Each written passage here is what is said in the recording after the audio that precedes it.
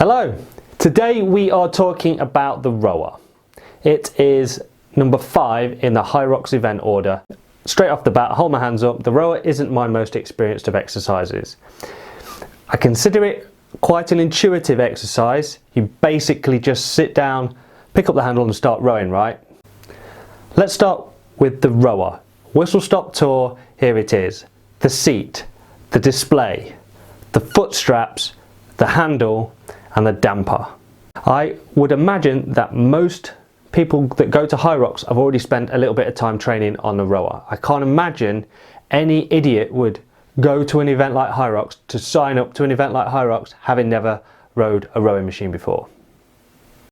The point of this particular video, as always, is to just give some advice, a few tips and some general chat surrounding the exercise, what to expect when you get there on race day. It's more aimed at newbies and rookies and people that want to improve. So, how did I brush up on my knowledge? Well, consuming other people's YouTubes seems to be the way to educate yourself these days, so I started with that. I started with John Steventon's videos and Mark Lewis's. They've got some both educational and very entertaining videos. John's a Yoda in the rowing world, and Mark just loves to punish himself and row himself into oblivion. Fantastic couple of channels, I'll put the links down in the comments. Anyway, so let's start with the format of the event, okay? The exercise in the event.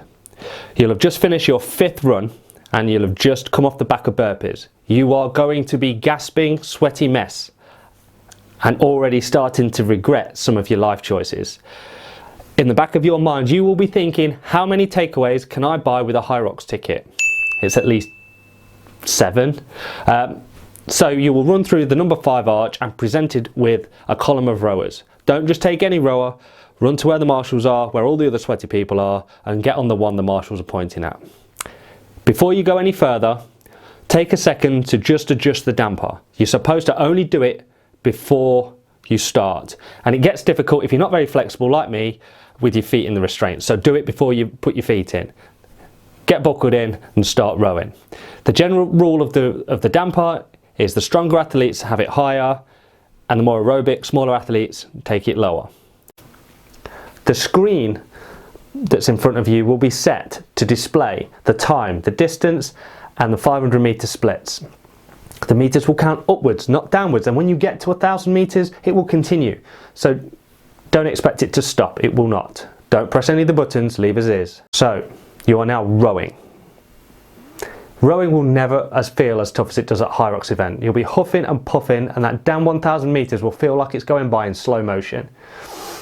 You need to think that toward the back end of your row, sort of around 900, 950, start looking around, make eye contact with a judge, blow them a kiss if you have to, but that will gesture them to come over and start to watch your clock.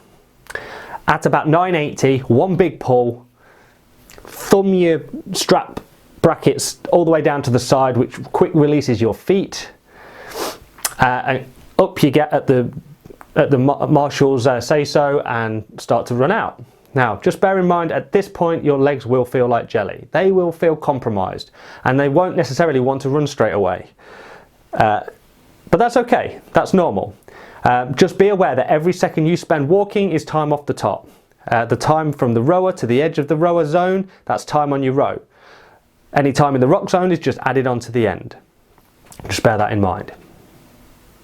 How to train to improve this exercise. Honestly, personally, there's no better way than the exercise itself. A little bit like running, you get better at rowing by rowing.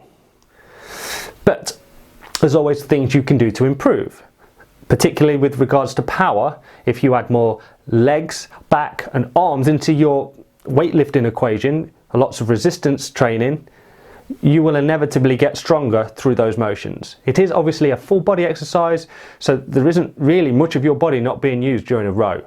With regards to how the structure is set out, again, this can be done in any number of ways. You can do it in intervals, you can do it in duration, you can do it in speed. I've most recently done a 100, 200, 300, 400, 500 max efforts, which is only 1500s total, but because it's split and it's progressive, by the end you feel very taxed. Here's just a quick example of my 1, 2, 3, 4, 5 session. As you can see, I am pulling hard on this piece of equipment. In this particular case, I have 45 seconds between each effort before I move on to the next one. That's what makes it progressive. The rest stays the same, the distance increases. I found this one very challenging and it required a little bit of recovery afterwards. It was only 1500 meters, but it was very taxing by the end. In previous videos, I mentioned that selecting super shoes from Nike, perhaps like the Vaporflies or the Alpha Flies, while they're good for running, they are a mistake for some of the exercises in Hyrox. And this is a direct example of that. The aerodynamic point has you slipping out of the foot restraints almost immediately. 2-3 strokes and you're out. Don't select those shoes, they're not worth the risk. I think that's me done. Once again, I blabbed on too long about something that should be relatively simple. But I do hope that this video answers just a few of those niggling questions that someone who's not competed before or wants to figure out ways to improve might answer. It's not the in-depth stuff, it is really an entry-level guide, okay? It's just a lay of the land. Before I go any further, please, can you subscribe to my channel? It's a growing channel and I appreciate the support. So on that note, thank you very much and I will see you in the next video. Mart out.